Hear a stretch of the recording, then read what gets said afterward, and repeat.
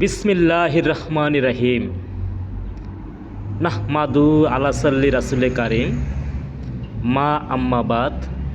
আজকের ইসলামিক সম্মেলনের প্রধান অতিথি, বিশেষ অতিথি ও আমার সদ্য শেখ ও দর্শক সারির দিনী ভাই বোনেরা, সকলের প্রতি রহিল আমার আন্তরিক শুভেচ্ছা ও মোবারকবাদ। আজকে আমি শুরু করতে যাচ্ছি পরম করুণাময় আল্লাহর নামে, যিনি আমাকে আপনাকে সৃষ্টি করেছেন এবং খাবার দিয়েছেন এবং সব কিছু দিয়েছেন, এবং তার গুণগান আমাদের করা উচিত এবং কর্তব্য, এবং তার গর্ব করা আমাদের একান্ত কর্তব্য। আজকের বিষয় সালাত।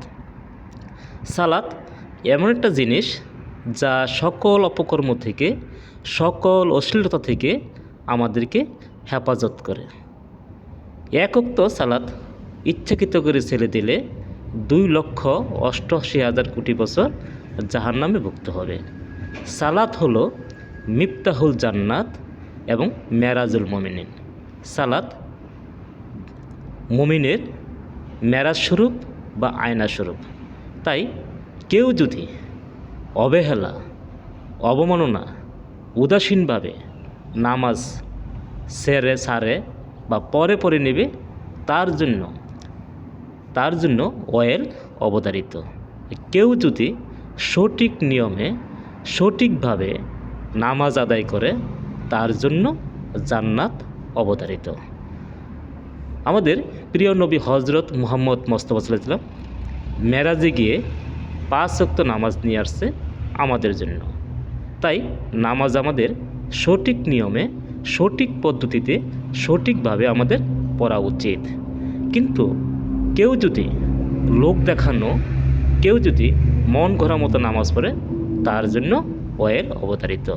তাই নামাজ যেহেতু বেহেশতের চাবি, তাই বেহেশতের চাবি ঠিক রাখার জন্য আমাদের নামাজ 5 ওয়াক্ত 5 টাইমে আমাদের পড়ে নিতে হবে, এবং কখনো অবহেলা বা উদাসীন বা অবমাননা করা যাবে না।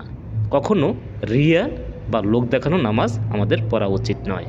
তাই আমি আমার সংক্ষিপ্ত বক্তব্য এখানে না বাড়িয়ে লাস্ট বলবো, আমরা সবাই নামাজ পড়ব সঠিকভাবে, সঠিক নিয়মে, যাতে আমরা জান্নাতে যেতে পারি, যাতে জান্নাতে আমাদের অবস্থান হয়।